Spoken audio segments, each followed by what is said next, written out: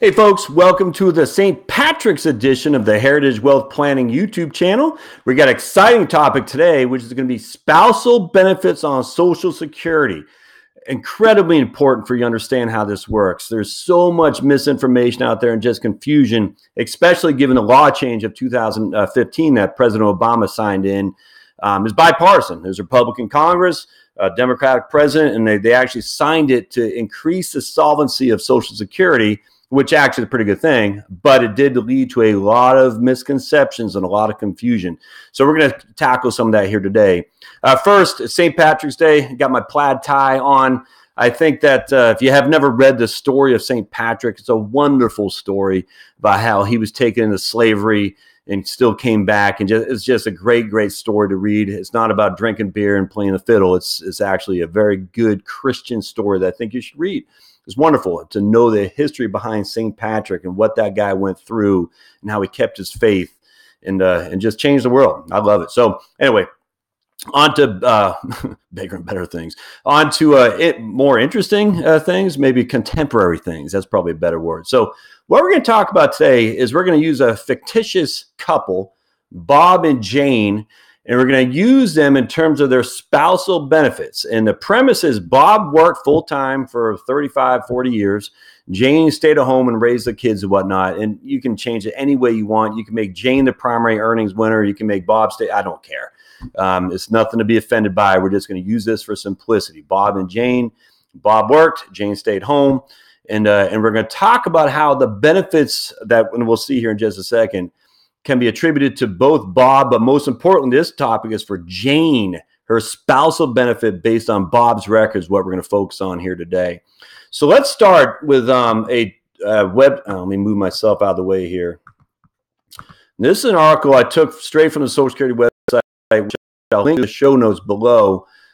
There's a link right there, but I will put it down there. The drawback about the Social Security website is that it's so heavily used.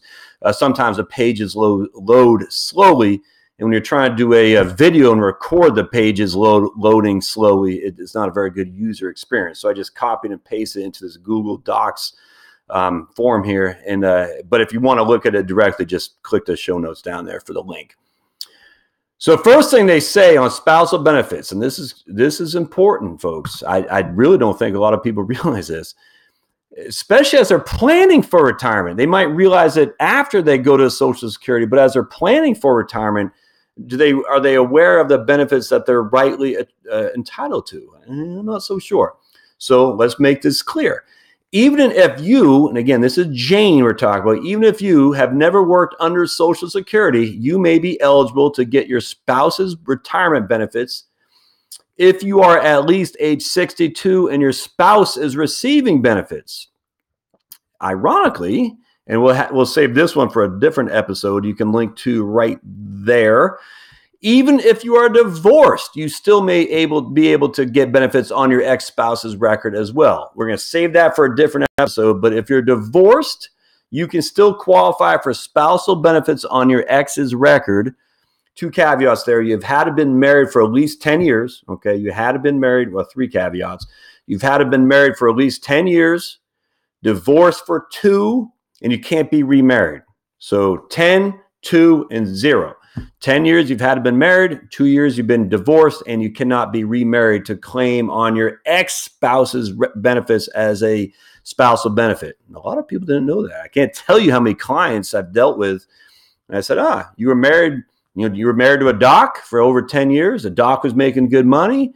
After your divorce settlement, maybe you don't feel you got enough out of it. Well, the one thing you can do, as long as you're not remarried, is go to Social Security and say, hey, I was, working at a nonprofit for $30,000 a year, answering the phones. My husband was a radiologist making $500,000 a year. Certainly he has a higher benefit than I do. I'd like to receive part of my spousal benefits off his record. I can't say it's dozens, but I certainly have talked women in particular. In fact, I think it's all been women, divorcees. I said, look, you haven't been remarried. You need to go to Social Security Administration and get what's yours. Get half of his record. And they said they can do that. And I said, yes. And they go down there and they get a huge benefit increase. Enough, actually, I'll never forget this one lady I had up in Pennsylvania. she wanted long-term care insurance, but wasn't sure how she was going to afford the $400 a month premium. So we did this whole thing. I said, go file on your ex-husband's record. And he wasn't a radiologist, but he was an emergency doc, maximizing his Social Security benefit. I said, you go down there and get half of your full retirement age. And she made about another $500 a month, which she used to buy her long-term care. It's a wonderful concept that she was ignorant about. And unfortunately, the good folks on socialsecurity.gov and the telephone did not tell her about it. So I said she needed to get down there and talk to him in person. And lo and behold, she was right.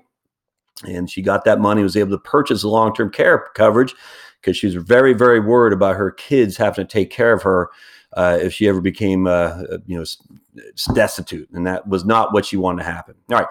So if you qualify and apply for your own retirement benefits and for benefits as a spouse, Social Security will always pay your benefits first, but they will pay the higher of your own benefits of your spousal's benefits. So they're going to look at your own benefits first. They're going to look at your spousal benefits, and they're going to pay you the most of what those two benefits are.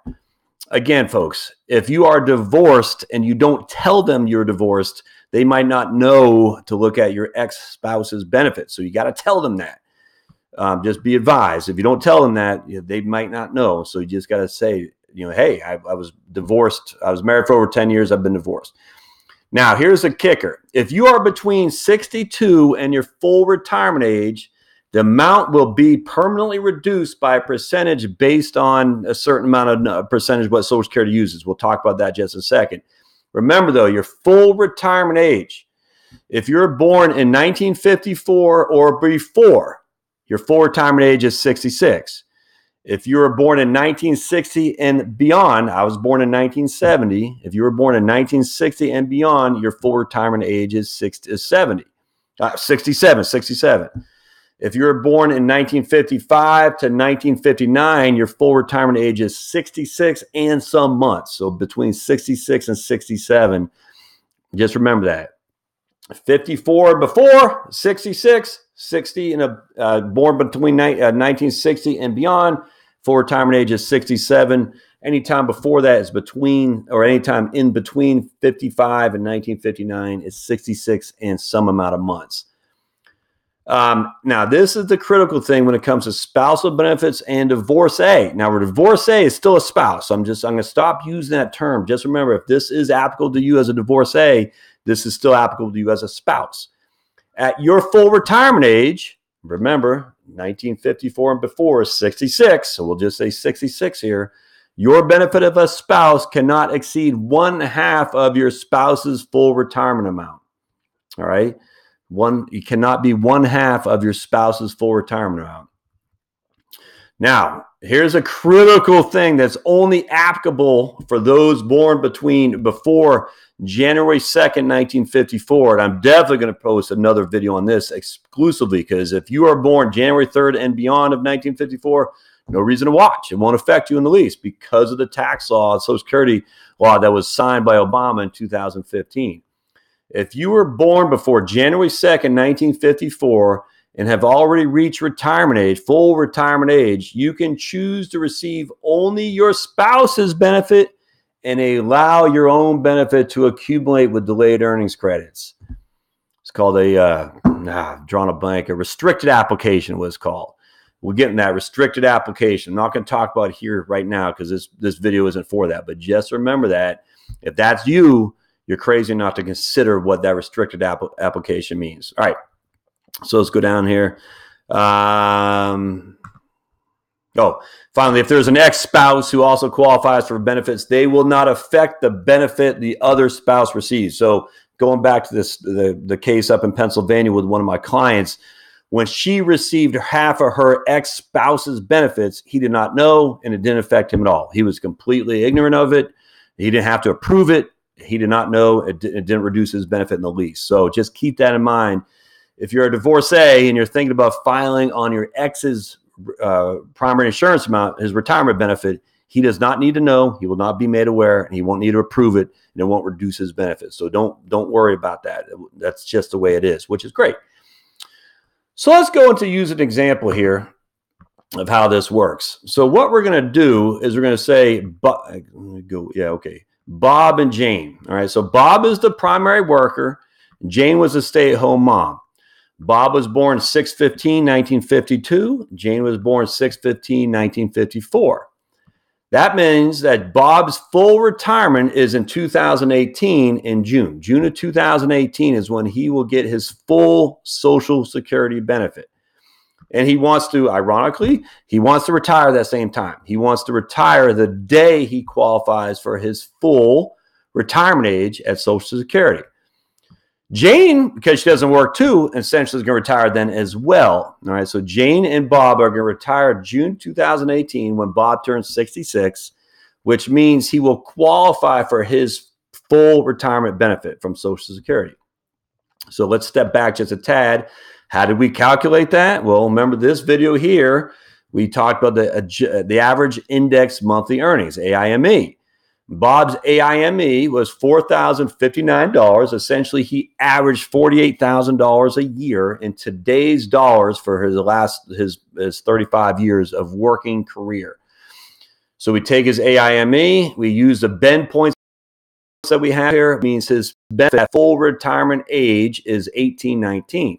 $1,819.14. So because Bob is waiting until he's 66 at full retirement age, his benefit will be from SSA, Social Security Administration, $1,819.14. Just for the record, if Bob would have retired earlier, he would have had his benefit reduced by $500. If he retired 25%, if he would have retired later, he would have had his benefit increase by $600 or 32%. But he has not. He's retiring at 66 to get his full retirement amount. Now, quiz, what is 1819 for Bob? That's his PIA, his primary insurance amount. And that's the critical portion of this, because not only does PIA affect Bob, but this PIA is going to affect Jane's benefit as well based on Bob's record. All right. So now Jane is going to also retire when Bob does. And again, retire just means in this case, she's going to draw her Social Security benefit. So as a point of reference here, if Jane were to retire when she was 66, her benefit would be one half of that. Her benefit would be $909.57. If Jane were to retire at her full retirement age, at Jane's full retirement age is 66. We'll just say FRA. Her benefit would be one half of Bob's primary insurance amount or full benefit, which would be $900. So between them, they're going to get about $2,700 a month in Social Security. $1,800 plus $900. Yeah, $2,700 a month, which means $32,000 a year in Social Security benefits. Not too shabby. But Jane is going to retire. Jane is going to file at 64, which is 2 years earlier than her full retirement benefit, which means she will take a reduction in how much she gets. And thankfully, the Social Security Administration gives us a great little tool here that tells us how to calculate that. So enter your date of birth. Now we're talking about Jane. Enter your date of birth. And she's going to say it's 06. We'll just say, 1954. And enter the date you would like to be. It didn't work. 015. Okay, hold on just a second, my friends. Fat fingering it here. 06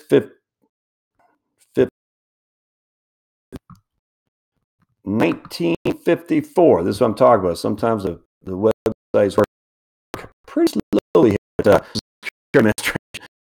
Enter the year for which you'd like to begin receiving benefits. And we're going to say 06 1954.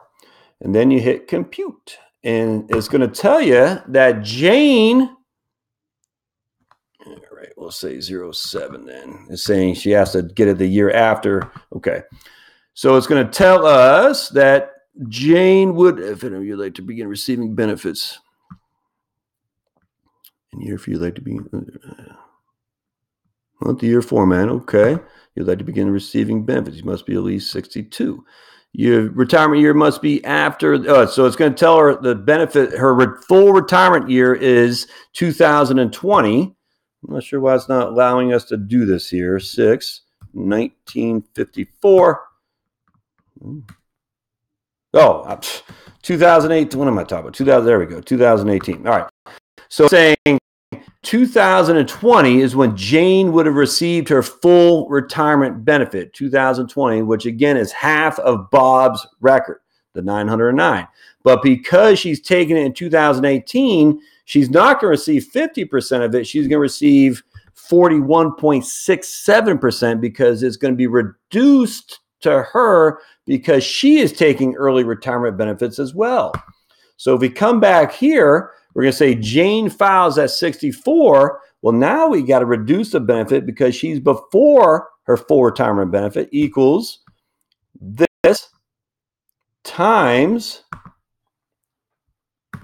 0.4167. So now her benefit is going to be $758. She's going to lose almost exactly $150 a month from what her other benefit would have been if she waited 2 years.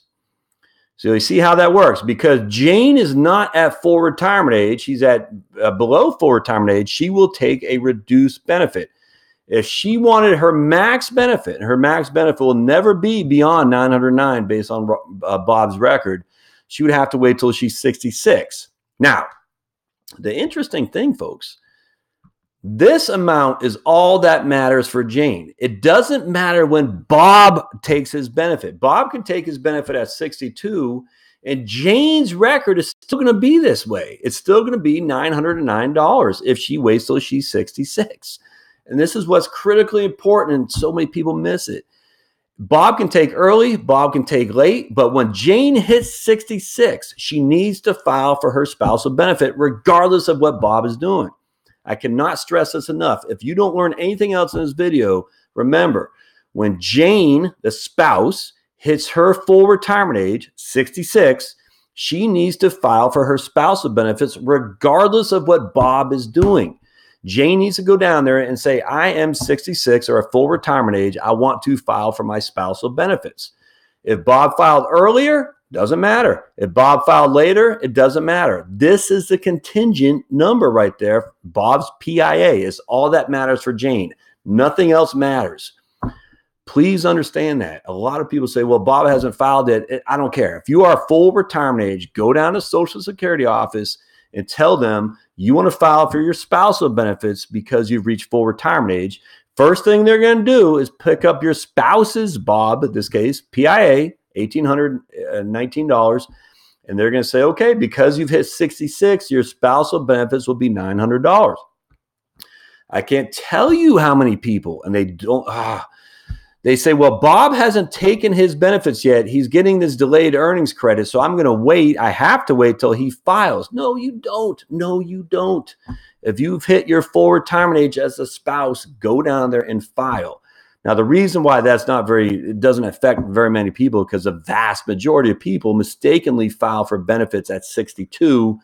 Very, very few people wait till full retirement age, and even if you were wait till 70, in this case, Bob, wait till 70 to file. So because of that, this mistake isn't made much in terms of a spouse delaying refiling for her benefit on her husband's record until he files. It just doesn't happen very often because most Bobs, in this case, file at 62 to 63. They don't wait until they're 70, and that's a huge, huge mistake. All right. So now if Jane files at 64, Bob files at 66, they're going to get not $2,700 a month. They're going to get $1,819 plus $758. They're going to get almost $2,600 a month. So not a significant reduction. The question is it worth Jane filing 2 years early to get an extra, $150 a month over the course of those 2 years? I don't know. That's something you have to cash flow. We can help you with that here at the Heritage Wealth Planning for sure. But at the end of the day, is it worth an extra $1,800 a year to wait to file? But remember, that extra $150 a year is for the rest of your life. All right. So if you can defer taking your Social Security until you hit full retirement age, That's not just $1,800 a year for those 2 years. That's $1,800 a year the rest of your life that you're letting go, because the Social Security is going to permanently reduce your benefit. So if you live another 25 years, that's thousands, tens of thousands of dollars. So the question is, can you go without 150 extra, basically without this money for 2 years? If you can, you should, because you're going to leave thousands of dollars on the table. Now, if you guys are at the, basically you're about to eat ramen noodles, well, yeah, file, my goodness, take your benefit right now so you don't have to get ramen noodles. But there's a lot of thought process that needs to go in here. It's by far more than just a rule of thumb. You got to look at your specific circumstance for sure. All right, so let's wrap this up. So a couple things. Remember, spousal benefit. If you are married today and your spouse has a primary insurance amount of X, your benefit will be half, at most half of his or her primary insurance amount. It will not be more. It could be less. If you are at full retirement age and you have not filed for your spousal benefits, you are wrong. You need to. Now, they might say at Social Security, well, you're already making more on your own record than your spousal benefits would be. Well, okay. No harm, no foul. But they might say, oh, your spousal benefit will increase your benefit by an extra $200 a month. I've seen that happen a million times. Either way, when you hit your full retirement age, and again, 66 for those born before 1955, it's 67 for those born after 1960. If you hit your full retirement age and haven't gone to, or at least called Social Security to ask about your spousal benefit, you're mistaken. You need to just find out. And again, the worst case scenario is they're going to say, no, you're already making more than your spousal benefit would be. There's a good chance, though, because I've seen it happen a bunch, where they'll say, oh, yeah, that'll give you an extra $3 or a couple $100 a month. That's real money, folks, and it's your money. It's your money. You pay the taxes for it, so get it. Hope this helps. And then don't forget divorce. We'll talk about divorces in a different video here as well. All right, so think about that. Have you ever thought about your spousal benefit? What if you take your spousal benefit earlier? Is that a mistake? Well, I don't know. That's where cash flow needs to be analyzed. Cash flow is always king. Cash flow, cash flow, cash flow. But look into it for sure. Worst case scenario is that you call Social Security and they say, yeah, it's not going to help you. No, that's fine. But look into it, my friends, because it's critically important. And remember, this decision you make is going to affect you for the rest of your life. Sorry, I just bumped the mic there. So don't take it lightly. All right. As always, if this has been helpful, thumbs up, man, thumbs up. I really could use a thumbs up to promote the channel that we have here. Don't forget to comment below. I'd love to hear your comments on your own experience with Social Security, either through you or through your parents, whatever it is. What's your take? And certainly hit subscribe. I got to keep doing that. Subscribe's on that bottom there, and you'll see the little red thing that says subscribe, and always hit the notification bell to be notified on future content. Hey, I look forward to seeing you next time at the Heritage Wealth Planning YouTube channel. Happy St. Patrick's Day.